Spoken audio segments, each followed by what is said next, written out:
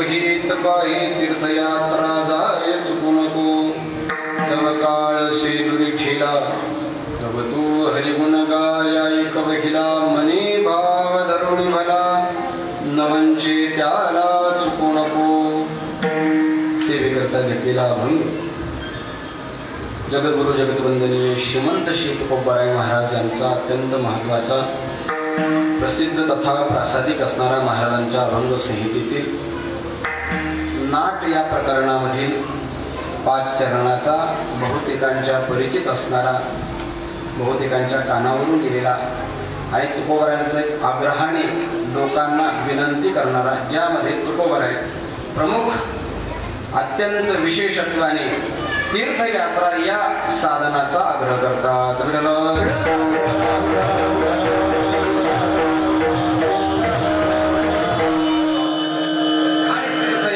संबंधाने अनेक गोष्टी तुकोबारायाने आग्रहपूर्वक सांगितलेल्या आहेत।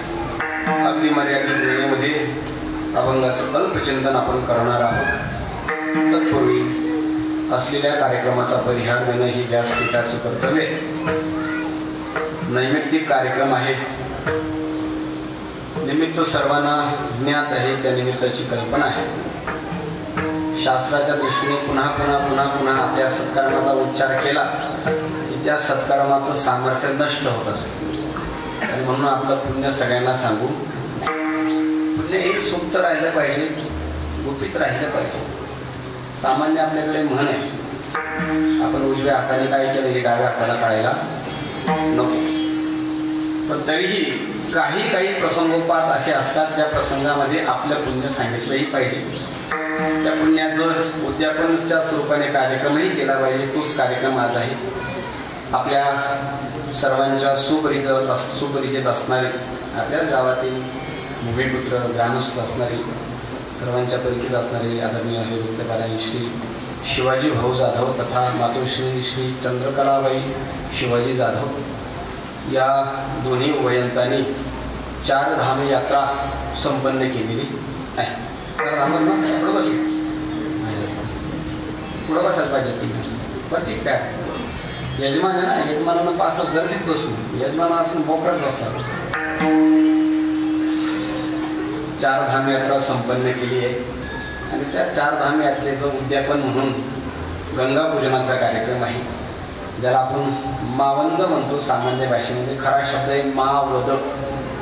मावंद हा त्याचा अपभ्रंश, खरा शब्द आहे मावद म्हणजे आईचं वंदन गंगापूजन करायचं ह्या दिवशी। आणि आपली तीर्थयात्रा संपन्न झाल्यानंतर उद्यापनाचा जो विधी आहे शास्त्राद्वारे आलेला आहे ते उद्यापन करावं, ब्राह्मणांची गायीची पूजा करावी, भक्तांची पूजा करावी, अन्नदान करावं।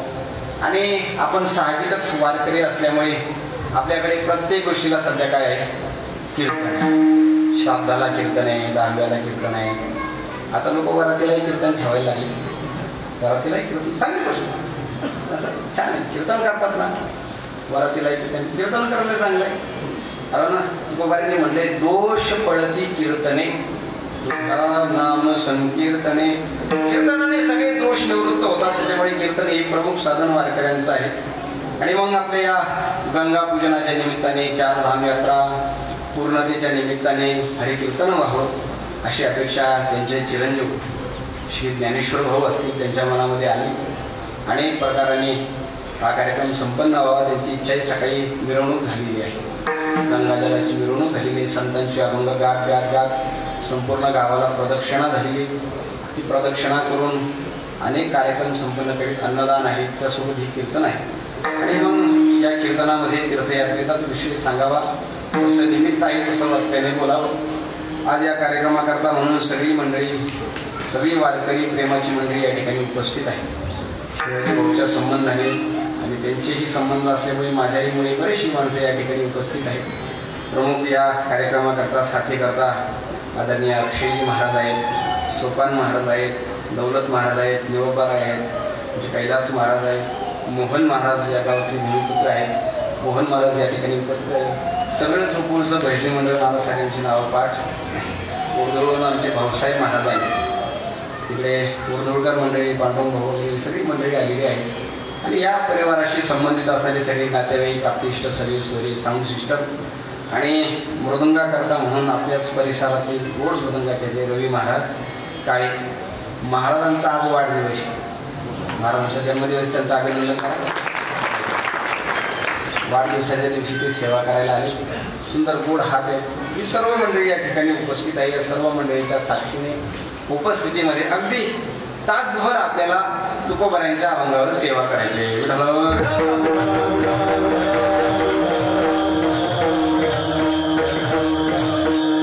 अभंग 5 चरणाचा आहे पण चौकड आहे. 4x5 अभंग मोठा एका चरणामध्ये 4 चरण आहे. 4 चौथरा अभंग म्हणतात त्याला.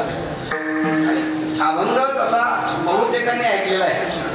नाटामध्ये हा अभंग येतो. नाटामध्ये तुकोबारायांनी उपदेश, त्या उपदेशाच्या माध्यमातून उपदेशा स्वरूपाने काही आग्रह धरलेले का तुम्ही मनुष्य जन्माला आले, माणूस म्हणून जन्माला आले, माणसाचा जन्म प्राप्त होऊन सगळं करतायत पण कल्याणाकरता काही करत नाही तुम्ही. देवे दिला देह भजना गोमटा, आणि हा गोमटा असणारा, गोमटा या शब्दाचा अर्थ आहे गोड, छान, सुंदर, ज्याची उपमा कुठल्याही प्राकृत शब्दामध्ये करता येणार नाही असा सुंदर देह मनुष्य देह आहे. तुकोबारांनी वर्णन केले. शरीर उत्तम चांगले, शरीर सुखाचे भोसले, शरीरे साध्य होय केले, शरीरे साधिले परब्रह्म. या मनुष्य देहाचे निज्ञाने सच्चिदानंद पदवी येणे, एवढा अधिकार नारायणे कृपा अवलोकने दिलासे. आयुष्याच्या साधने सच्चिदानंद पदवी देही घडे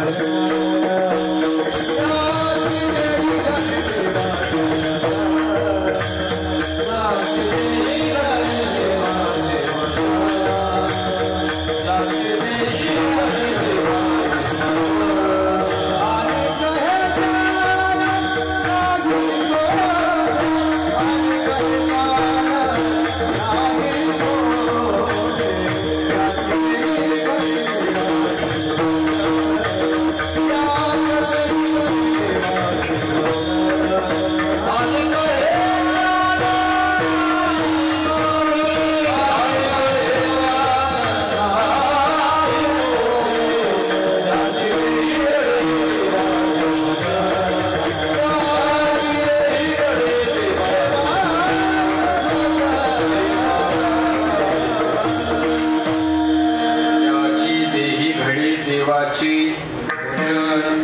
देवाचे भजन याची देही. इतर कुठल्या देहाला ही संधी नाही, पण माणसाला हे लक्षात आलेलं नाही. त्याचा सगळा व्यवहार, सगळा प्रपंच हा मनुष्य देहाचा नाश कसा होईल याच्याकरता चाललेला. तुकोबारांनी आग्रह धरलेला आहे, नका करू नाश आयुष्याचा. काय नाश करणार? कारण पुन्हा ही संधी नाही. शेवटची पाळी एक मनुष्य देह, काय गॅरंटी पुन्हा आपण झोपडमध्ये जन्माला येऊ, पुन्हा हेच नाव घेऊन, हेच शरीर घेऊन, पुन्हा हीच संपत्ती घेऊन, पुन्हा हेच आयुष्य घेऊन जन्माला येऊन काय? तुकोबारांनी स्पष्ट सांगितलंय, आता मागोता घेईल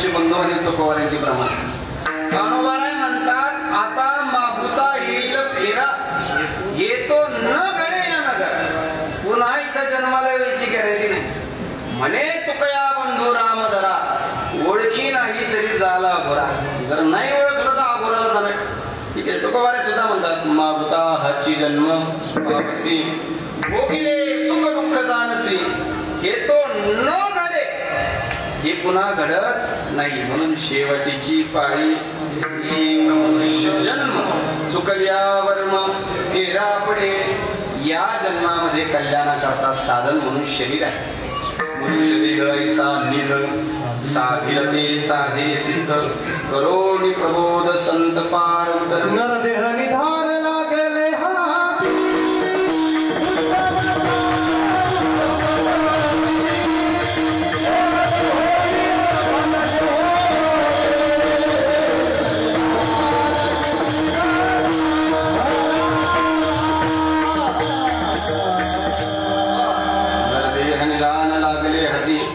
उत्तम सार उत्तम गती या शरीराने देव होत आहे सरपंच आमदार सोसायटीचा अध्यक्ष खासदार हे गौण पद आहे या शरीराला प्राप्त होणं देव होता येतं देव सार्वभौम अशा प्रकारचं पद प्राप्त करतं या शरीराने या शरीराने परमार्थ केला तुकोबारांचा साधा सरळ सिद्धांत आहे तोही परमार्थ त्याही परमार्थाचं एक ठराविक वय परमार्थ करायचं काय आहे ठराविक वय आहे जोपर्यंत माणसाची बुद्धी सतेज आहे शिरनिराचा विचार करतो विवेक जागृत आहे चांगलं बरं वाईट कळतं वाचता येतं लिहिता येतं शरीर चांगलं चालतंय तोपर्यंतच माणसाने काय केलं पाहिजे तोपर्यंतच माणसाने परमार्थ केला पाहिजे एकदा का देवाने या शरीराची क्षमता संपवली नशीब देवाने या शरीराला बंधनं घातली जर बंधनं नसती ना बंधनं असून सुद्धा आपलं जीवन सैराट आहे बंधनं असून सुद्धा जर देवानी बंधन हे म्हातारपण जर लोकांना आलं नसतं ना म्हातारपणात जर एवढा कस लावून संसार करतात तरुणपणात काय काय वेगळं पाडला असतं कल्पना देवानी म्हातारपण दिलं ते बरं का अजून सुद्धा म्हणून ताकद आहे आणि एक लक्षात घ्या जोपर्यंत देवाची इच्छा आहे तुम्हाला भोग भोगू द्यायची तोपर्यंतच तुम्ही भोग भोगणार एकदा का देवाची इच्छा नसली तुमच्या आजूबाजूला कितीही भोग सामुग्री पडलेली असू द्या देव तुम्हाला भोगू देणार अजिबात मग किती आजूबाजूला मोठ्याचे बंडल असले किती चांगलं असलं किती खायला प्यायला व्यवस्थित असलं तर शरीर चांगलं नसलं तर काय खाणार संसार भोगण्याची सुद्धा एक क्षमता आहे संसार करण्याची सुद्धा एक क्षमता आहे आणि परमार्थ करण्याची सुद्धा एक क्षमता आहे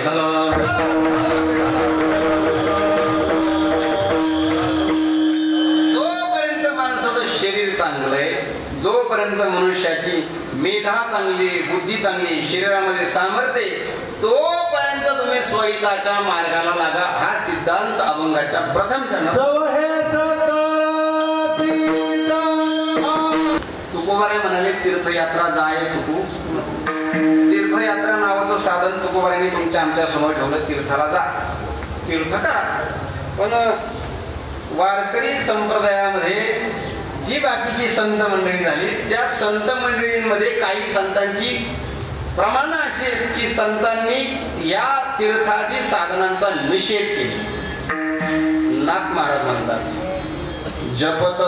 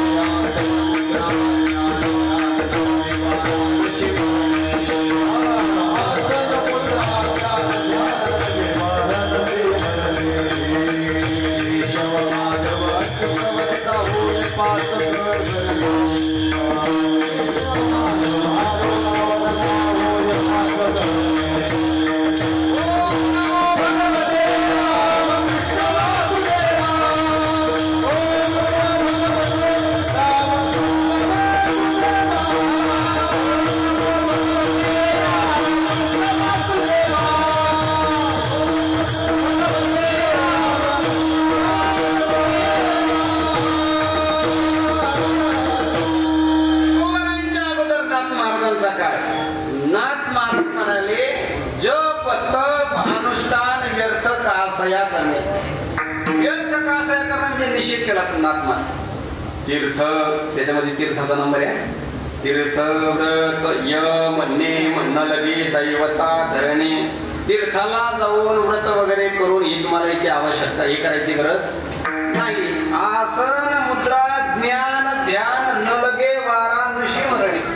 वाराणसीला सुद्धा जाऊन मरायची गरज नाही. तुम्ही फक्त देवाचं नाव आहे. म्हणजे नाथ महाराजांनी तीर्थयात्रेचा काय केला, ज्ञानोबारांनी सुद्धा तीर्थाला नाही म्हणून सांगितलं. ज्ञानोबाराय म्हणाले तुम्ही अनेक तीर्थ जरी केले पण तुमचं लक्ष भगवत भजन.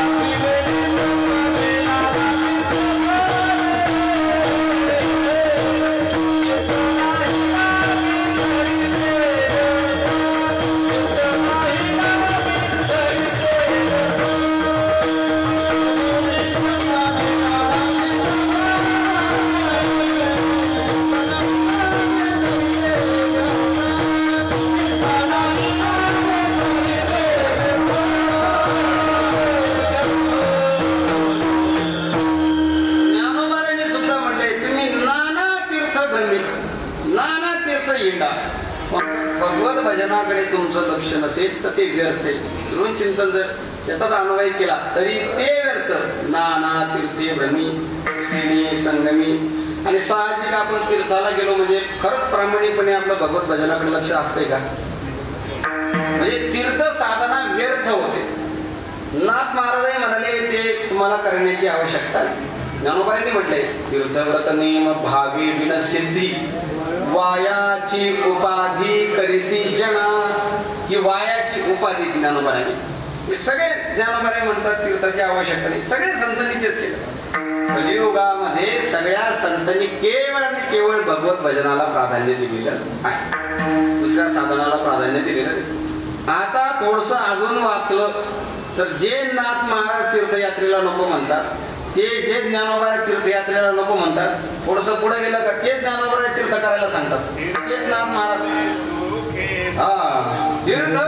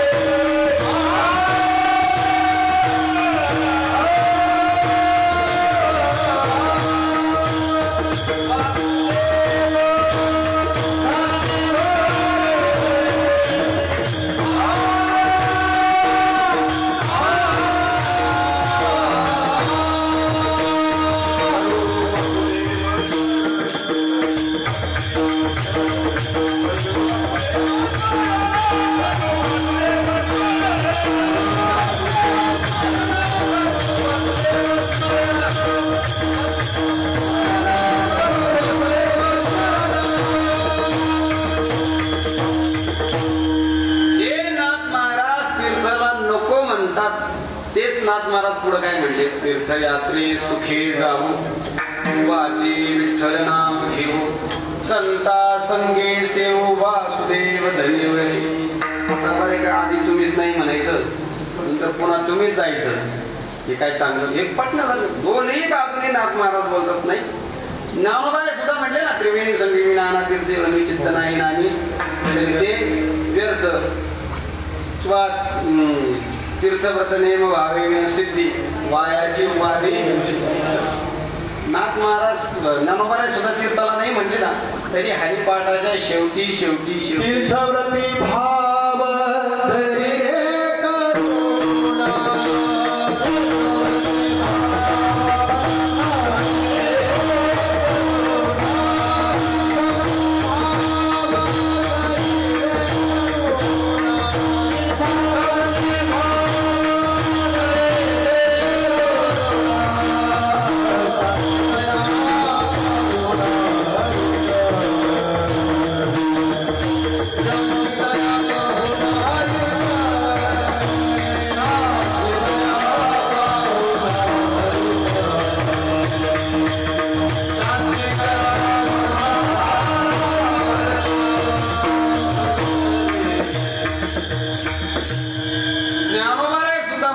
तीर्थव्रती भाव धरी रे करुणा शांती दया पावना हरी.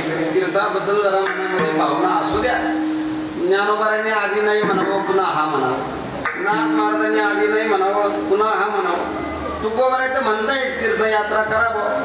आता मला कळत नाही नाथ महाराजांचा आधीचा ऐकावं का नंतरच ऐकावं, ज्ञानोबारांचा आधीचा ऐकावं का नंतरच ऐकावं, तर तुकोबारांचंच ऐकावं या दोघांचं ऐकवत. हा प्रश्न निर्माण होतो. त्याचं उत्तर असेल, नाथ महाराज नको म्हणतात तेही बरोबर आहे, नाथ महाराज जा म्हणतात तेही बरोबर. ज्ञानोबाराय नको म्हणतात तेही बरोबर आहे, जा म्हणतात तेही बरोबर. तुकोबाराय सुद्धा जा म्हणतात तेही बरोबर आहे. कसं बरोबर आहे? नाथ महाराज नको का म्हणतात? नाथ महाराज नको याच्याकरता म्हणतात कारण ही जी साधनं आहेत, जप तप अनुष्ठान तीर्थ व्रत यम नेम आसन ध्यान ज्ञान मुद्रा, या साधनामध्ये जेवढी शुद्धता पाळायला पाहिजे तेवढी शुद्धता आपल्याकडून पाळली जात नाहीच पाहिजे. कुठलंही साधन, कुठलीही सेवा, कुठलंही भगवत प्राप्तीचे जे साधन आले ऋषी परंपरेनुसार, संत परंपरेनुसार, ग्रंथ परंपरेनुसार, ते जे साधन आलेले ते साधन करत असताना त्या साधनाचं जे स्वरूप सांगितले ते तसल्या तसं झालं तर ठीक फळ, तसं झालं नाही तर मग फळ बिघाड जर झाला मध्ये काय, आणि तो बिघाड असा असतो, तो बिघाड सहज लक्षात येत नाही. नर्मदा परिक्रमाला जाणारे आपल्या भागातली जास्त मंडळी, नाशिक भागातली एवढी मंडळी तिकडं नाशिक भागातली जेवढी जातात महाराष्ट्रातून नाशिक भागातून, तेवढी इतर प्रांतातून इतर भागातून जात नाही. एवढी मंडळी नर्मदेला जातात, तेवढी मंडळी परिक्रमा करतात. 1 महिना नाही, 2 महिना नाही, 3-3 महिने घरापासून दूर राहून पायी चालून प्रदक्षिणा करतात. आल्यावर लोक अनुभव सांगतात. खरं सांगा, ते अनुभव तुम्हाला चमत्काराचे सांगतात का अध्यात्माचे सांगतात?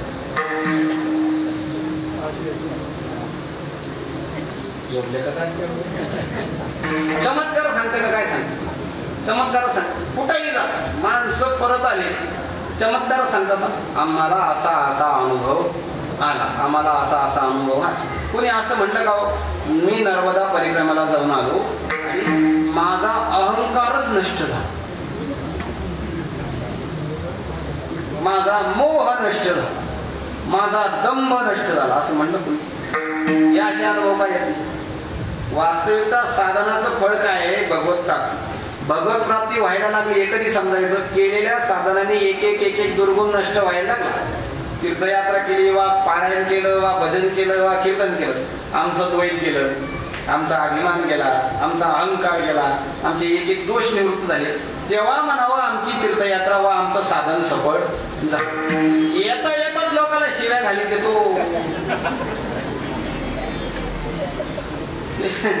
कस काय साधन सफळ झाले म्हणायचं का ती अनुभूती येत नाही? अनुभव का येत नाही?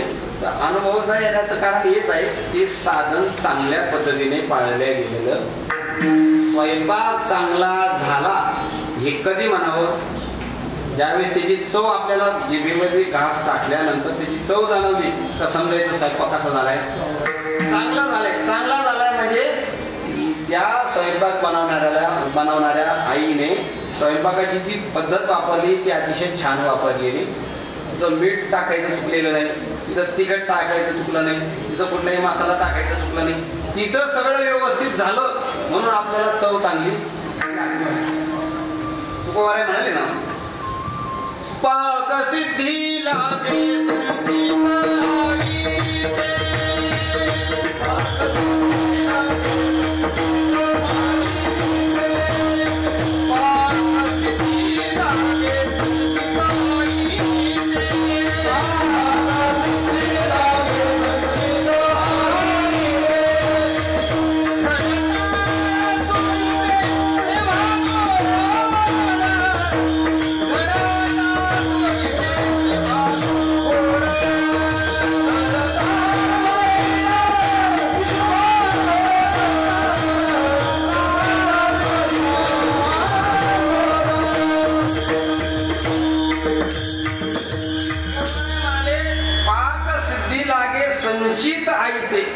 स्वयंपाक करण्याकरता साहित्य सहज मिळतं. काय तांदूळ आणि डाळ आणि मसाले आणले ते आई ते, पण स्वयंपाक गोड झाला हे कधी घडता सोयीते. सुईनं घडला तर ठीक तर तेव्हा गोड. नाही तर किती चांगले मसाले आणा, किती चांगला तांदूळ आणा, किती चांगली डाळ आणा, किती चांगल्या ताजा भाजीपाला आणा, करणारे जर गोड नसते तर त्याला काय म्हणतात? स्वयंपाक करणाऱ्या चांगल्या सुंदर बाईला काय म्हणतात? सुंदर सुग्रण. सुग्रण नसली, पुग्रण असली तर म्हणजे गुरुजी म्हणायचे आम्हाला, राहुल महाराज तुमची पिढी एवढ्या बाबतीत दुर्दैवी, आमच्या पिढीला कोंड्याचा मांडा करणाऱ्या भेटला, तुमच्या पिढीला मांड्याचा कोंडा करणारा नाही. मी आमच्या आजीबाईला, मी माझ्या आजीला पाहिलेले, चुलीवरचं जेवण पाहिलेले. आमची आजी जर भाकरी करायला बसली अशी भाकर फुगायची. महाराज तुम्ही पाहिलेले, तुम्ही सगळी लग्न झालेले, माझ्यापेक्षा तुम्हाला चांगले अनुभव. फुगलेली पोळी खायची, फुगलेली भाकर फुगायची का? करायची पद्धत छान. आता करणारी फुगती पाक सिद्धी लागे संचित आईते घडता सुईते तेव्हा गोड. करणार झालं व्यवस्थित, प्रक्रिया व्यवस्थित झाली तर ठीक आहे बाबा, तर त्याचं फळ आहे. तसं लई परमार्थाच्या बाबतीमध्ये दामडो झालंय आताच्या काळामध्ये, पण फळ मिळत नाही. कारण कुठेतरी काय होतंय, चुकतंय ते त्याला म्हटलंय वर्म. वर्म चुकलंय, वर्म चुकतंय. त्या वर्म चुकल्यामुळे त्या प्रक्रियेचं फळ, त्या परमार्थाचं फळ आपल्याला मिळत नाही. वास्तविकता तीर्थयात्रेचं जे फळ आहे, कुठल्याही साधनाचं जे, सगळ्या साधनांचं फळ आहे भगवंतात. सगळ्या साधनांचं, तुम्ही तीर्थयात्रा करा, जप करा, यम करा, नियम करा, काळजीही करा, देवाशिवाय शेवट कुठल्याच साधनाचा. देव प्राप्त होण्याकरता ही सगळी साधनं संतांनी सांगितली. नाथ महाराज याच्याकरता नको म्हणतात, कारण ते तुमच्याकडून व्यवस्थित होणार नाही. ते व्यवस्थित करण्याकरता तुम्ही काय करा, केशव माधव अच्युत वदता होय पातकहरण, या साधनामध्ये जे दोष घडतात त्या दोषांचं निवारण करण्याकरता, कारण देवाच्याच नावामध्ये सामर्थ्य दोष निवारण करणे. राम कृष्ण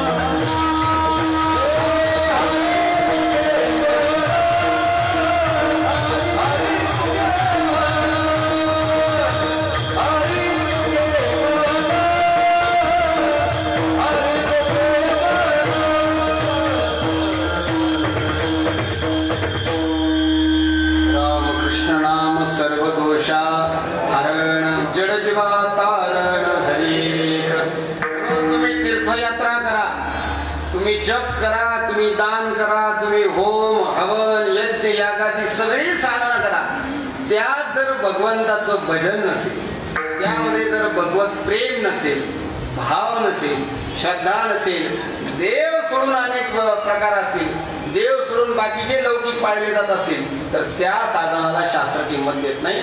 भागवतामध्ये नाथ महाराजांची जोडी आहे, माया अनुसंधाने वीण किर्या ओम जप तप दान, ते केवळ व्यर्थची काय.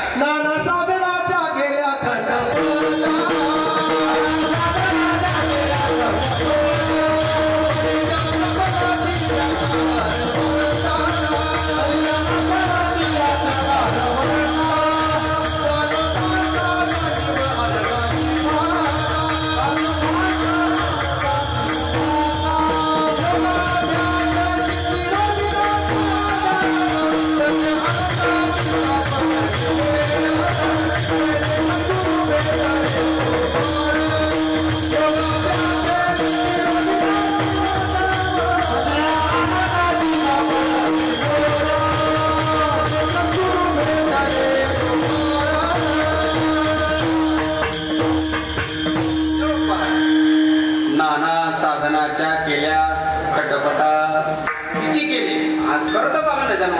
पण तरी न याच्या पावेदार म्हणतात उमरेपर्यंत सुद्धा जाता आलं, देवाचा उमरा सुद्धा पाहायला मिळाला नाही. तर तुकोबरांच्या काळापेक्षा अलीकडे परमार्थ खूप वाढलाय.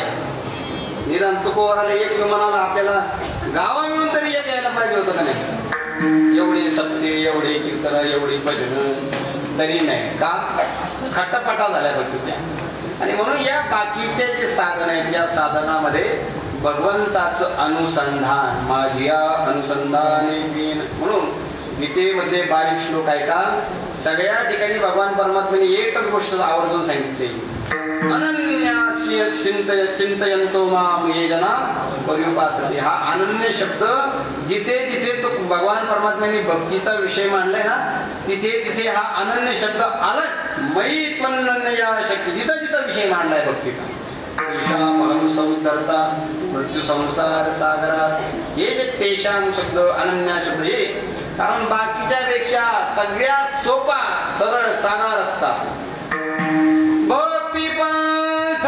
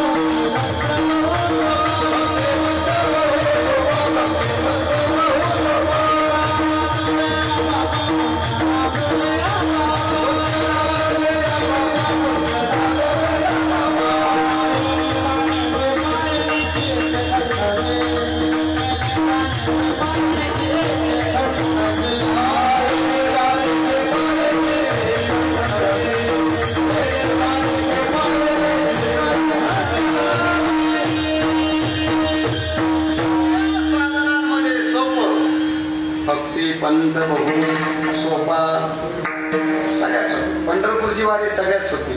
सोपी वर्मा आम्हा सांगितले संती, सोपे हे साधन लाभ येतो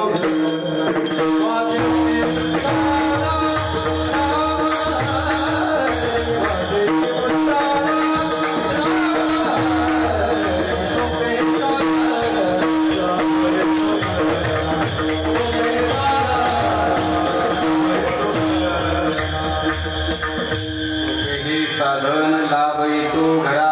म्हणून तुम्हाला तीर्थयात्रा करायची असेल वा इतर कुठलं साधन करायचं असेल तर त्याच्यामध्ये भगवत प्रधानता प्रथम पाहिजे, मग इतर साधनाचा अवलंब करा. तुम्ही म्हणाल हे तुकोबारे कुठं म्हणली? तुकोबाऱ्यांचा जो स्वहित शब्द आलाय ना, स्वहित या प्रमाणामध्ये, तो स्वहित शब्दच या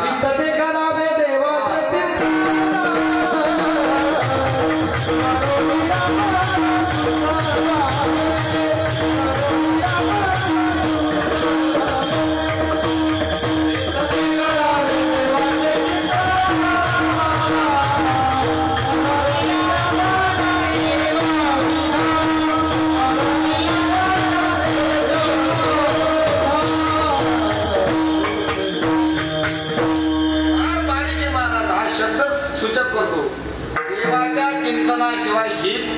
म्हणून अगोदर स्वहित आहे ना, ते स्वहित म्हणजे देवाचं चिंतन, आणि मग तीर्थयात्रा जाय चुकू नको.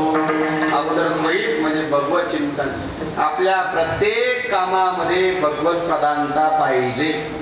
देवाशिवाय आपलं कुठलंही, मग कीर्तन असेल देवा करता, भजन असेल देवा करता, कीर्तन ऐकणं असेल देवा करता, वाजवणं असेल देवा करता, गायन असेल देवा करता, साऊंड सिस्टम सुद्धा देवा, सगळं देवा करता. आपण आरती झाल्यावर म्हणतो ना, भागवतातला श्लोक आहे, वेगळा म्हणतो, भागवतामध्ये आलेला श्लोक, कायेन वाचा मनसेंद्रियर्वा बुद्ध्यात्मना वा अनुश्रित स्वभावात. हा भागवतातला पाठ. करोति यद्यत् सकलं परस्मै नारायणायेति समर्पयेत.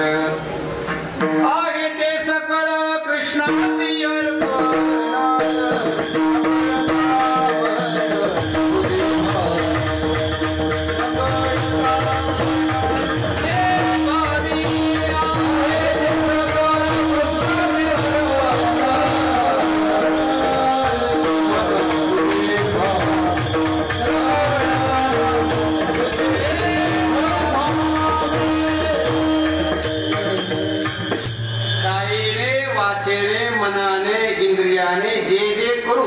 हे सगळं कोणाला अर्पण आहे? ते सकळ कृष्णाशी अर्पण. अशी भावना मनामध्ये ठेवली का मग तीर्थयात्रा जाय चुकू नको. कुठपर्यंत? करू नंतर असं नाही. जोपर्यंत काळ तुमच्यापर्यंत आलेला नाही, लांब आहे तुमच्यापासून, तोपर्यंत हे करा. दुसऱ्या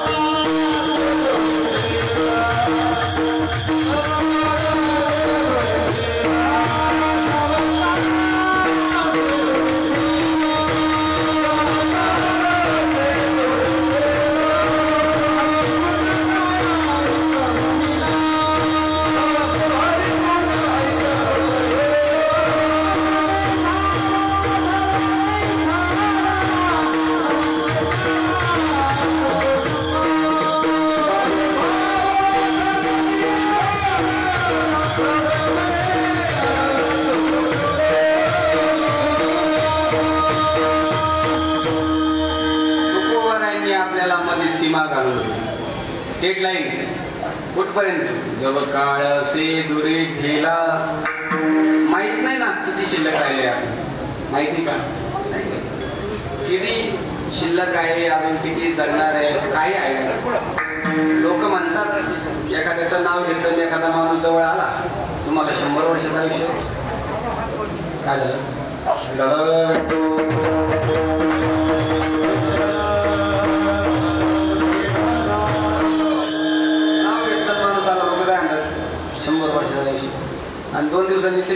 यावं घ्या ना काल दिशा मनोरशी जायची दिवस या सगळ्या भ्रामकता आहेत कल्पना आहेत देवाने दिलेलं आयुष्य हे मोजून मापून दिलेलं आहे किती श्वास घेणारे ठेवून ते श्वास ठरवून दिलेले जिने तोची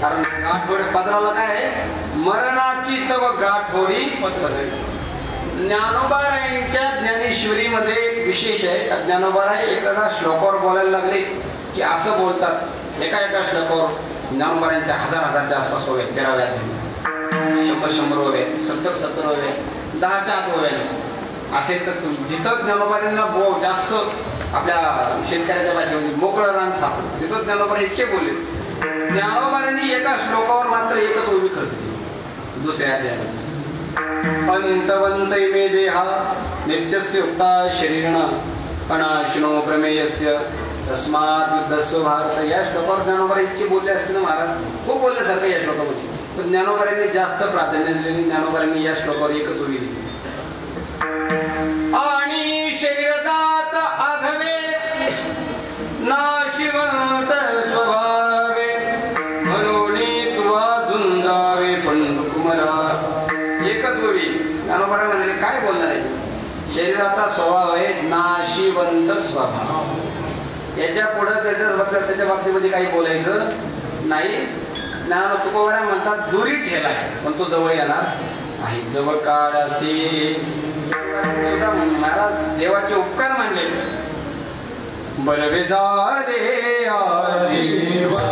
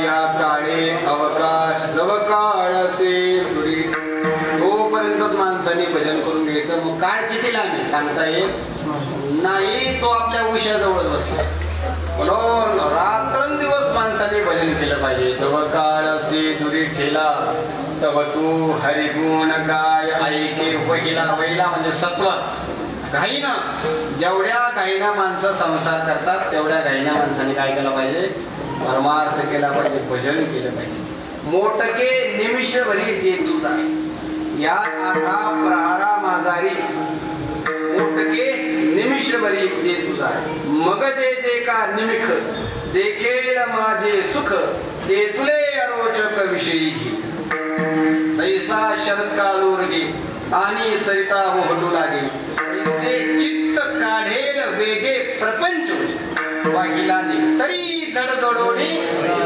ये भक्तीच्या वाटेला ज्या पावस्य व्यंग निजधाम असे तव गाय ऐक वहिला मने भाव धरुणी भला न वंचे त्याला याला चुकायचं नाही देवाच्या भजनाला चुकायचं नाही कीर्तनाला चुकायचं नाही तमाशाला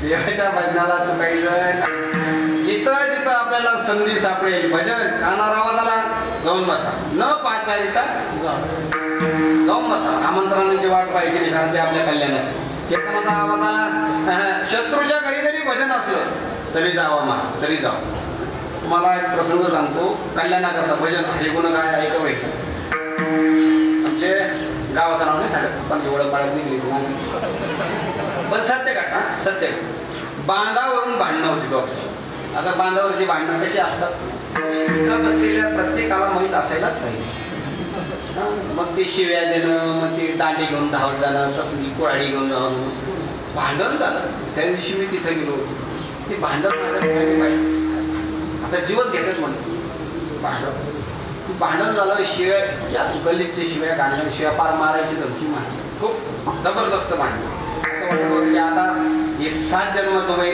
फिक्स संध्याकाळी ज्या दोघांची भांडणं झाली ना त्याच्यात एक जण या वस्तीवर आला तो म्हणला रावसाहेब चला आपल्याला भांडणाला जायचं मी म्हणलं अहो सगळ्या तुमचं भांडण झालं शिव्या दिल्या डोक्यावर पार कुऱ्हाडी मारायला निघाली होती पार मारायला म्हणजे इतकी वाईट वेळ आली आणि आता तुम्ही याच्याकडे आले त्याला शिव्या दिल्या त्याला म्हणतात रावसाहेब चला भांडायला कोणी महाराज मला मोटरसायकल चालवायला येत त्याला मोटरसायकल चालवायला दे आणि आम्हाला दोघाला भांडणं दिलंय हौशी मला मोटरसायकल येत नाही त्याच्याशिवाय मला कोणी घेऊन जाणार भांडणाच्या ठिकाणी भजन भांडण त्याला म्हणावं भजन प्रामाणिकपणे हरी गुण काय ऐक वहिला प्रामाणिक भजनासाठी सगळा संसार बाजूला ठेवायचा किती वाईटपणा असला किती काय असं संसाराच्या ठिकाणी व्यवहारामध्ये गेल्यावर व्यवहारिक माणसासारखं वागावं परमार्थामध्ये आल्यावर पोहण्या जीवाचा वर्म सर्वेश्वर पूजनाचे न वंचे त्याला नको ढोब्बा